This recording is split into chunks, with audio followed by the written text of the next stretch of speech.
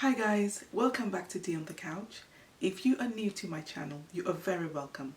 Please take a moment to subscribe and press the notification bell so you don't miss any of the videos that I post. Today's topic is children and race.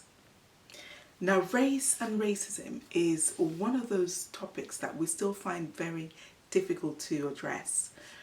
We can talk to our children about most things and among ourselves, but when it comes to race and racism, it is still very much a taboo.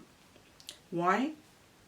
Because it forces us to examine ourselves, to examine our attitudes and the people around us. It forces us to ask questions. Are we racist? So we tend to take a colorblind approach, and this is not necessarily the right route to take, because we do have differences. History, culture, ethnicity, and the most obvious, our physical attributes. Now this should be acknowledged and celebrated. Believe it or not, some children as young as 3 are already beginning to classify, identify, and file people according to their physical appearances.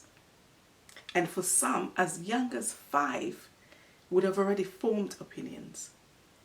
And this could be from film, from literature, parents, teachers, and other grown-ups who are around them regularly. We pass on our biases and prejudices unconsciously, and sometimes, unfortunately, deliberately. We allow our hate to poison the minds of the most precious beings in our lives. Little children that we are supposed to be educating, caring for, loving, nurturing. But we allow our hate to ravage their little innocent bodies.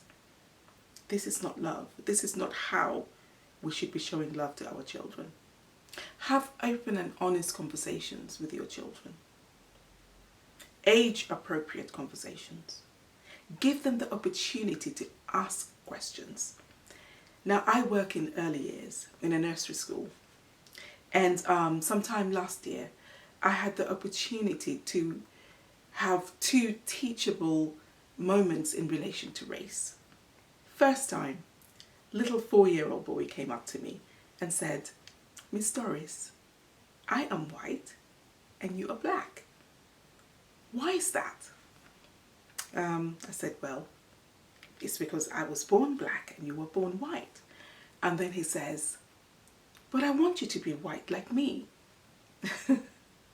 So I said to him, "No, it's okay. I like being black. It's okay that I'm black and you're white."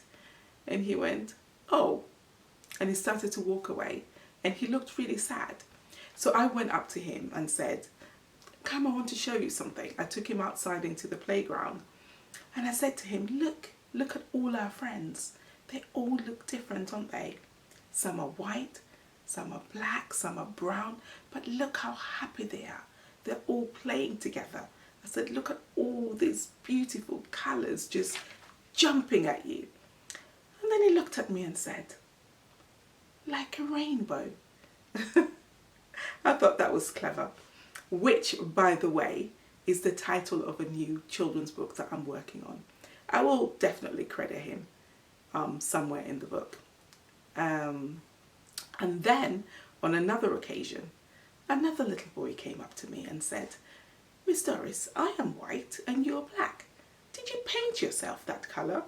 And I said, "No, I didn't. This is my colour." And he put his hands next to me and went, "Why are we different?" And I said, "Because I was born black and you were born white. That's why we're different on the outside." And I said to him, there's all types of people in this world.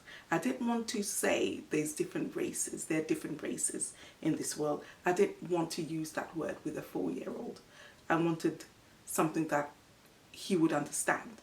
So I simply said, all types of people, different kinds of people. And I went to a bookshelf and just looked through to see if I could find a book that would illustrate my point. And luckily for me, there was a book that I could look through with him. So I brought it back to the table and we went through the book, and I was showing him, look here, look there, and you know, they're all types of different people. And then we went to another area of the classroom where we had a globe, and I was pointing to all these different countries, and I said, all these different countries have different types of people. Some look like me, some look like you, and some don't look like either of us. And he went, oh, okay. And off he went to play. Now for me, I thought that was huge for me, you know, a momentous occasion. But for him, it was just like, oh, okay. And off he went to play. So don't be afraid to have these conversations with your children. Age-appropriate conversations, simple illustrations that they will understand. Children are very visual. They're very, very visual. So have some props that will make the conversation a little easier for them to understand. Simple things like crayon. Show them this. How boring would it be to just have that when you can have different colors? You can do so much more with this. Create something beautiful, something vibrant, which is what we do. We each bring something beautiful to this world. Beautiful princesses, all different, all beautiful, and they all bring something different. Different colored eggs. Just crack it open in front of them and let them see what's on the inside. Expose children to the world around them. Take them to the library, show them different types of books, watch films with different characters, different ethnicities.